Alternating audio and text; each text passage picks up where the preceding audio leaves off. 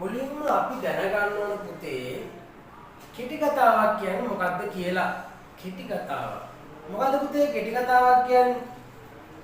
කියන්නේ අපි දැන් කලින් ඒවා සාකච්ඡා කරලා තියෙනවා. දැන් මේ වෙද්දි දැනගෙන ඉන්න ඕනේ කෙටි කතාවක් කියන්නේ මොකක්ද කියලා. මට අග්ගාලා කියන්න කෙටි කතාවක් කියන්නේ මොකද්ද? ඔව්. කෙටි කතාවක් කියන්නේ right හොඳට අහගන්න. කෙටි කතාවක් කියන්නේ පුතා ජීවිතයේ සමීපම අවස්ථා මූලික කරගෙන සංකල්ප මූලික කරගෙන සිදුවන දේවල් නිර්මාණය වෙන දේවල් වලට කියනවා අපි කෙටි කතා. ඒ වගේම අපිට නවකතා හම්බ වෙනවා නේද? ගීත නාට්‍ය ස්වරූපයෙන් ඒවා හම්බ වෙනවා.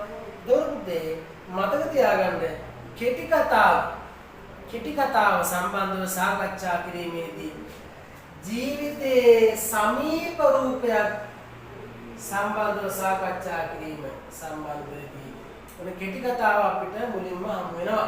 එතන ගුණසිංහ මහත්මයාගේ උපුටා ගැනීමක් මේ උපුටා ගන්න තියෙන්නේ. අන්න ඉතින් මේක ලියා ගන්න උටක් ගාලා කෙටි කතාව. කෙටි කතාව ඊළඟට අපි වැදගත්ම සාධකයට යනවා. දැන් හරියට ප්‍රශ්නයක් නැහැ නේද? ප්‍රශ්නයක් නැහැ. right. කෙටි කතාව කියන්නේ ජීවිතයේ සමීපම රූපකේ. සමීපම දෙයක් මූලික කරගෙන සිදුවෙන දෙයක්.